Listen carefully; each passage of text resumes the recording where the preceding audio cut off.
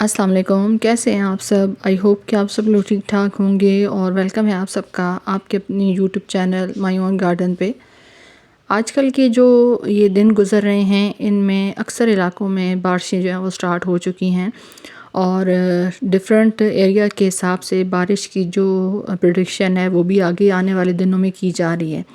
तो बारिश जो है वो वैसे तो हर लिहाज से बहुत ज़्यादा अच्छी साबित होती है। बारिश को बारान रहमत कहा गया है और ख़ास तौर पे उन इलाकों में जहाँ पे पीने के पानी का ख़ास तौर पे बहुत मसला होता है, वहाँ पे जो है वो बारिश एक नेमत से कम नहीं है। क्योंकि जब बारिशें होती हैं तो ज़ेर ज़मीन पानी की जो सतह है वो बुलंद होती है और पानी की जो मसाइल होते हैं ख़ास तौर पे बड़े शहरों में या छोटे शहरों में भी अब ये मसले चल रहे हैं कि पीने का पानी जो है वो अब ख़त्म होता जा रहा है। तो अल्लाह ताला रहमत की बारिश दिए रखे, लेकिन ये है कि साथ साथ कुछ एहतियाती तदबीर हमें भी करनी पड़ती हैं। मुझे एक कमेंट आया हुआ था मेरी एक व्यूवर की तरफ से कि बारिशें जो है वो इन दिनों में लगातार 2-3 दिन से हो रही हैं और आगे भी बारिशें हैं, तो क्या बारिशें मुसलसल होना ख़तरनाक है या नहीं?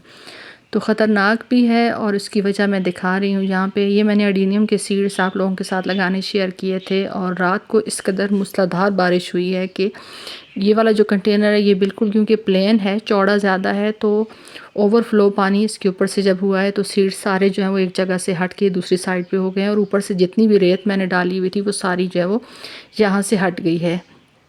इन कंटेनर्स के अंदर भी मैंने एडेनियम के सीड्स लगाए हुए थे, लेकिन ये थोड़ा सा डीप था तो इसके अंदर से मट्टी या रेत जो है वो निकल नहीं सकी, सीड निकल नहीं सके। लेकिन ये वाला थोड़ा ज़्यादा चौड़ा था तो इसके अंदर से जो सीड्स थे वो सारे हिल गए। अब मालूम नहीं कि ये सीड्स जर्मिनेट हो सकेंगे या नहीं। जो सीड्स बाहर गिरे हुए थे उनको मैंने उठा के दोबारा सरफेस पे रख के और हल्का सा ऊपर लेयरिंग कर दी है रेत की।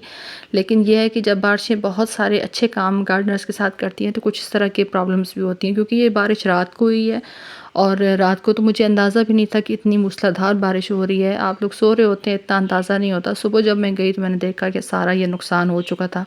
बहरहाल अल्लाह ताला के अपने काम हैं। अब हो सकता है इसमें कुछ सीड्स हैं वो निकल आएँ, ये भी हो सकता है कि सीड्स जो डिस्टर्ब हुए हैं उसकी वजह से इसकी जो आगे जर्मिनेशन रेट है वो ना हो या कुछ थोड़ा बहुत इसमें जर्मिनेशन रेट हो भी। लेकिन आज मैं शेयर कर रही हूँ प्लस भी और माइनसेस भी। माइनसेस तो एक तो मैंने आपके साथ शेयर कर दिया, दूसरा ये है कि जब लगातार बारिशें हो रही होती हैं तो लगातार बारिशें होने की वजह से मिट्टी हर वक्त गीली रहती है और जब मिट्टी हर वक्त गीली रहे तो जड़ों के पास जो है वो बहुत ज़्यादा नमी बनी रहती है। अब जो प्लांट्स की जड़ें हैं वो अल्लाह ताला ने एक सिस्टम इस तरह का बनाया है कि जब जड़ों को पानी की ज़रूरत होती है हम मिट्टी में मिट्टी ड्राई हो जाती है, हम उसको पानी दे देते हैं।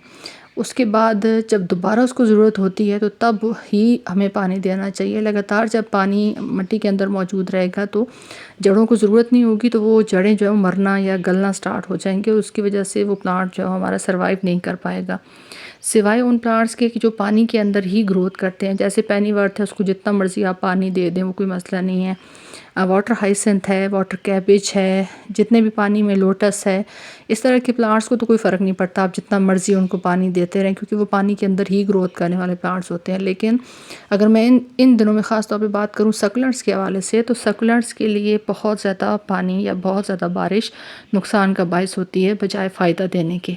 क्योंकि सक्युलेंट्स जो हैं वो जब भी मरते हैं जब उनके अंदर ओवर वाटरिंग होती है। मैंने आज तक कभी कोई सक्युलेंट अंडर वाटरिंग से मरते हुए नहीं देखा।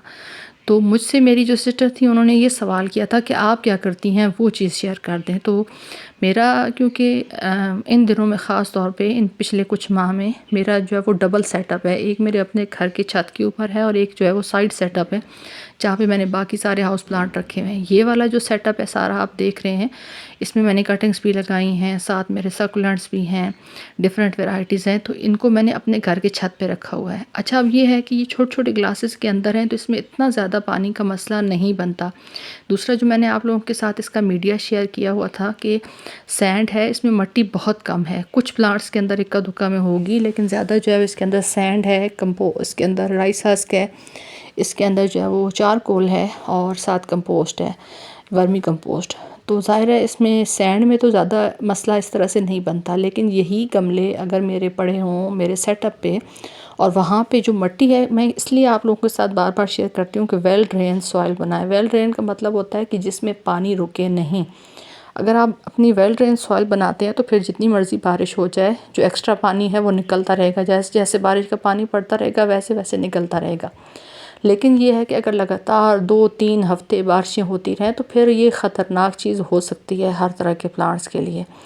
ये वाले जो मेरे प्लांट्स हैं ये छोटे डिस्पोजेबल ग्लासेस के अंदर लगे हुए हैं, तो इनमें ज़्यादा ख़तरा नहीं होता, पानी जो है वो ओवरफ्लो हो जाता है, ऊपर से बह के निकल जाता है। लेकिन यही अगर बड़े गमले हों तो कई दफ़ा आपको ये सूरत हाल भी फेस करनी पड़ सकती है कि आपको उन गमलों को उल्टाना पड़ सकता है। उल्टाने का मतलब है लिटा दें, ताकि बारिश अगर आ रही है तो डायरेक्ट मिट्टी के ऊपर बारिश ना जाए, पॉट के अंदर बारिश ना जाए, क्योंकि अगर लगातार जाएगी तो ज़ाहिर है जड़ें जो हैं वो गलना स्टार्ट हो जाएंगी और फंगस लगने के चांसेस ख़ास तौर पे बहुत ज़्यादा बढ़ जाते हैं। इसलिए ये चीज़ हमेशा माइंड में रखें। मेरे जो प्लांट्स हैं मैं वहाँ पे भी देख के आई हूँ, मेरा ग्रीन नेट जो है वो सर्दियों गर्मियों में लगा रहता है, तो ग्रीन नेट में से लगातार बारिश उस तरह से नहीं जा सकती। थोड़ा सा जो है वो साइड पे पानी जब ओवरफ्लो हो जाता है तो उससे थोड़ी बचत हो जाती है। लेकिन अगर आपके प्लांट्स हैं इस तरह के थोड़े से लिमिटेड से प्लांट्स हैं, तो आप ये कर सकते हैं कि उन प्लांट्स को जिन दिनों में बारिशें ज़्यादा हो रही हों आप उनको उठा के शेड में रख सकते हैं। अगर आपका जो है वो टेरेस है इस तरह का, मेरा तो ओपन टेरेस है, मैं किस जगह पे भी नहीं रख सकती, वो जिस तरह से होते हैं वो वहीं पे रहते हैं। लेकिन ये है कि अगर आपका गैराज वगैरह है आप वहाँ पे रख सकते हैं, कॉरिडोर्स वगैरह हैं वहाँ पे रख सकते हैं। मकसद सिर्फ ये है कि अगर आपके पास लिमिटेड से प्लांट है तो आपके लिए प्लांट्स को बचाना आसान है। लेकिन जिस तरह का मेरा सेटअप है, मेरे पास बेशुमार प्लांट्स हैं, बेतहाशा प्लांट्स हैं, तो इक्का दुक्का कई दफ़ा ऐसे भी होता है कि जब बारिशें इस तरह से हो रही होती हैं वो ख़त्म होती हैं तो कुछ ना कुछ अपने जो साइड इफ़ेक्ट हैं वो दे के जाती हैं। लेकिन ये है कि इन दिनों में आप गोडी करें, ख़ास तौर पे अगर आपकी मिट्टी आपको लग रहा है कि लॉक है, पानी बहुत ज़्यादा गमले के अंदर ठहर रहा है, तो गोडी करें ताकि उसके अंदर एयर जाए, हवा जाए मिट्टी के अंदर, गमले के अंदर, तो वो जल्दी जो मिट्टी को ड्राई करने का सबब बनेगा। जैसे ही बारिशें ख़त्म हों फ़ौरन से अपनी जो मिट्टी है उसके अंदर भरपूर गोडी करें ताकि उसके अंदर से जल्द अज़ जल्द मिट्टी जो है वो ड्राई हो चुके। ये कुछ बेसिक सी चीज़ें हैं जो मैं भी करती हूँ। मैं भी आप ही की तरह एक नॉर्मल गार्डनिंग करने वाली पर्सन हूँ, तो इन्हीं चीज़ों को आप भी फॉलो करें। अपनी मिट्टी को वेल ड्रेन रखें, उसके अंदर जब रेत की अमाउंट थोड़ी ज़्यादा रखें ताकि जब बारिशें इस तरह से स्टार्ट हों तो आपके जो प्लांट्स हैं उनके अंदर बहुत ज़्यादा ओवर वाटरिंग ना हो सके, गमलों के अंदर मिट्टी के अंदर पानी ज़्यादा देर तक ना ठहर सके। बेशक बारिशें होती रहें, पानी उसके अंदर जाता रहे, लेकिन वो पानी ड्रेन आउट भी होता रहे। जब पानी ड्रेन आउट होता रहेगा तो फिर जड़ों को इतना नुकसान नहीं पहुंचता।